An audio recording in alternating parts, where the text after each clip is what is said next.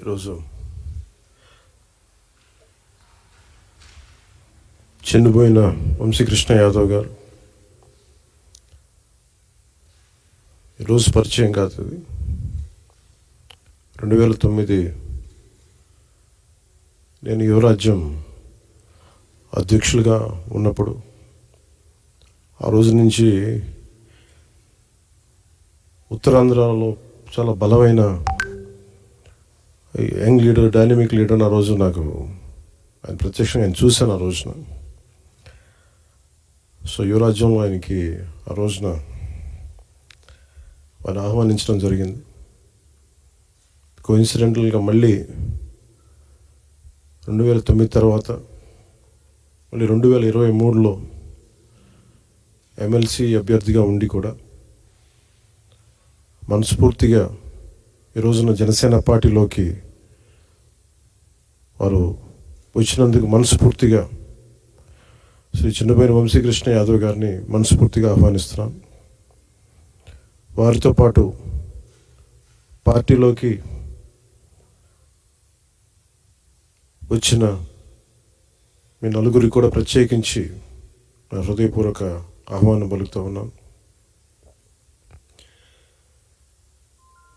మీ రాక, వంశీకృష్ణ గారి రాక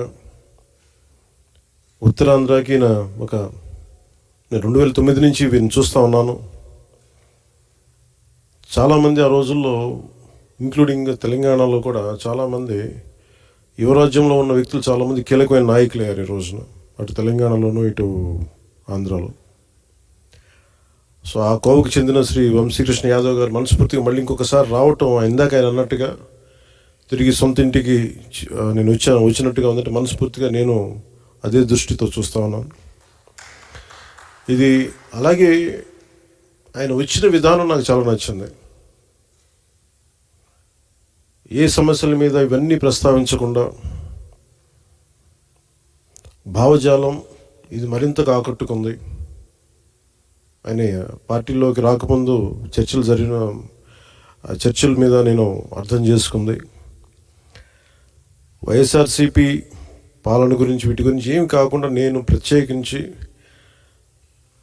ఇంతకుముందు ఎట్లాగైతే ఆకర్షితున్నాయి, నేను 2009లో వచ్చాను. అది కూడా చాలా స్వల్ప తేడాతో ఓడిపోయారు విశాఖ తూర్పు నియోజకవర్గం నుంచి.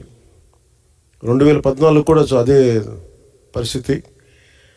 కానీ పోటాపోటీగా మళ్ళీ ఎమ్మెల్సీ ఎన్నికల్లో పోటీ పడి గెలిచి ఆ విజయం, మరి ఇలాంటి బలమైన నాయకుడిని జనసేనకి మనస్ఫూర్తిగా ఇష్టపడి వచ్చినందుకు ఇంకొక మారు మనస్ఫూర్తిగా ధన్యవాదాలు తెలుపుకుంటూ, ఏ నమ్మకంతో అయితే జనసేనలోకి వచ్చారో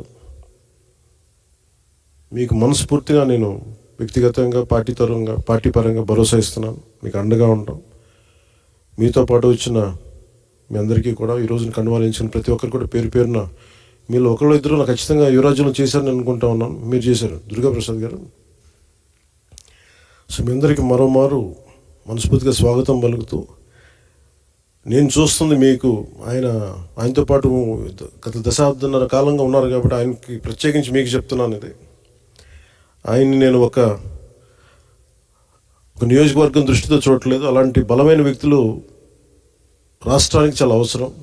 రాష్ట్ర స్థాయి నాయకుడిగా ఆయన ఎదగాలి. మనస్ఫూర్తిగా దానికి నా వంతు కృషి నేను చేస్తానని మీకు తెలియజేసుకుంటూ, ఆయన నమ్మి మీరు ఇంతకాలం ఆయనతో ఉన్నందుకు మీరు మనస్ఫూర్తిగా భవిష్యత్తులో ఆయనకి మంచి భవిష్యత్తు వేసేలాగా పార్టీ చాలా నిర్మాణాత్మక చర్యలు తీసుకుంటాం.